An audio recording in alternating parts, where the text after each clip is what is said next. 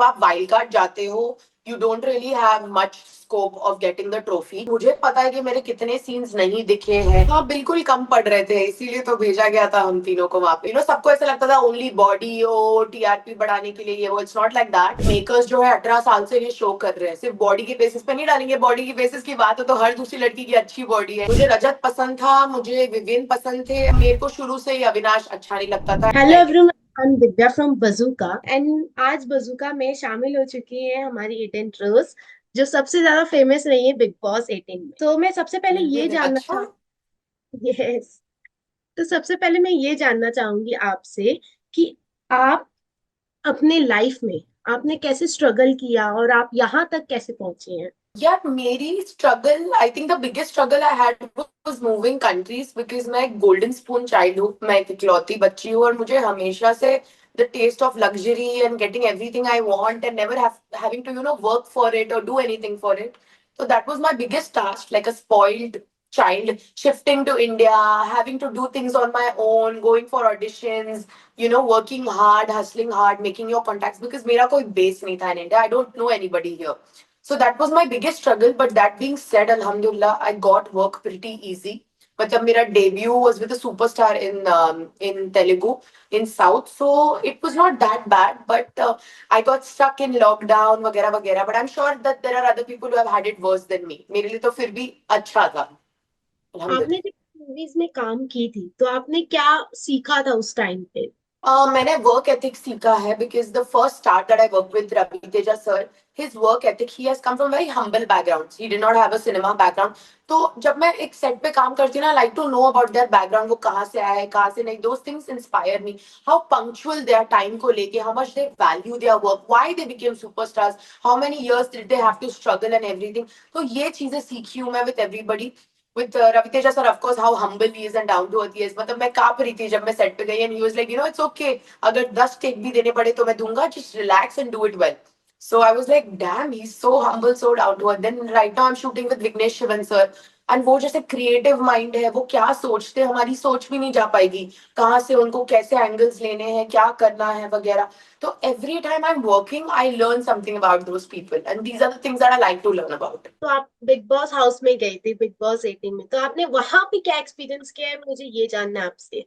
मैंने पहली बात तो I was so privileged and thankful अल्हम्दुलिल्लाह कि I got to go to that, उस मुकाम तक मैं जा पाई। अब मैंने कंटेस्टेंट्स के बारे में, कैसे होते हैं वो, कैसे नहीं होते, there are some people that I grow up watching, जैसे कि I grow up watching Shilpa ma'am, I have watched Karan, I have watched Vivian on screen, and then I'm in the same show as them. So I got to learn a lot about them, their work ethics. मैं तो जा जाके पूछती थी कि ये कैसा था, ये कैसा था, कैसा डेब्यू था, कैसा था काम करने and all. तो I got to know them, I got to know their personalities, I got to know their real personalities कि कितने, कौन कितना पानी में, सब कुछ. So yeah, it was a fun experience, a learning experience actually. तो आप बिग बॉस में वाइल्ड कार्ड आपने एंट्री मारी थी, तो आपने ये सोचा था कि काश मैं विनर हो पाती बिग बॉस हाउस की या टॉप 5 में जा पाती। ये विदाउट बीइंग सेड ही एक चीज है कि जब आप वाइल्ड कार्ड जाते हो you don't really have much scope of getting the trophy, you have to be a main contestant. मेरी सिर्फ एक ही शिकायत है कि आई विश कि मैं एज अ मेन कंटेस्टेंट जाती तो मैं definitely I would be capable of being in the top 5, because मुझे पता है कि मेरे कितने सीन्स नहीं दिखे हैं, कितना कुछ नहीं दिखा है मेरा। There was no day that I was not active और नॉट परफॉर्मिंग और not doing well. But of course there are people who have stayed longer than me, तो उनकी चीजें ज्यादा दिखती थी। तो that was my only complaint कि मैं शायद पहले आती तो I would have definitely been in the top 5। तो अभी आप टॉप 5 में किसको देखना ज्यादा पसंद करेंगी। फॉर मी टॉप 5 इज रजत भाई, विवियन, करण, चाहत। हाँ हो गए ना 5? No, yes. 4 हो गए। Yes. Chahat and I think according to me these 4 players are doing well. There okay. Is no fifth name for me. जैसे कि अभी सारा ने कहा था कि जब आप लोग वाइल्ड कार्ड एंट्री मार रहे तो सारा ने ये जवाब दिया था कि यहाँ पे हम लोग क्या कम पड़ गए थे, जो 3 फुलझड़ियों को यहाँ पे आना पड़ा। तो इस पे आपका क्या नजरिया और क्या कहना चाहेंगे इस चीज पर आप। हाँ बिल्कुल कम पड़ रहे थे, इसीलिए तो भेजा गया था हम तीनों को वहां पे, कुछ तो कम था, that's why they had to send us in ना। Wild cards always come to add some flavour, to add something to the show, and I think हम तीनों ने हमारा पार्ट किया है, एंड वी वर ऑल सबको ऐसा लगता था ओनली बॉडी हो, टीआरपी बढ़ाने के लिए ये वो. It's not like that. हमें बहुत राउंड्स ऑफ इंटरव्यूज देने पड़े. एंड मेकर्स जो है 18 साल से ये शो कर रहे हैं, सिर्फ बॉडी के बेसिस पे नहीं डालेंगे. बॉडी की बेसिस की बात हो तो हर दूसरी लड़की की अच्छी बॉडी है इन इंडिया, है ना. तो डेफिनेटली कुछ सोच के ही भेजा गया था हमें, एक फ्लेवर, एक स्पाइस ऐड करने के लिए. And I think we did that pretty well. Okay. And आपके हिसाब से अभी बिग बॉस में आपका नजरिया क्या है, और पहले जब आप गए थे तब आपका नजरिया क्या था? एज एन ऑडियंस जब मैं गई थी, मुझे कुछ लोग पसंद थे, कुछ लोग नहीं पसंद थे. And I think those opinion stay the same. मुझे रजत पसंद था, मुझे विविन पसंद थे, और मुझे करण पसंद थे. After going on the show my only opinion change for Karan. मतलब वो मेरे फ्रेनेमी हो गई. Was not really an enemy and not really a friend. Somewhere in between me and his relationship was very complicated as an audience. And मेरे को शुरू से ही अविनाश अच्छा नहीं लगता था, एंड वो बरकरार रहा वो चीज. Because I did go with a clean chit to give him a a white paper ki maybe I might, maybe he's nice and all that.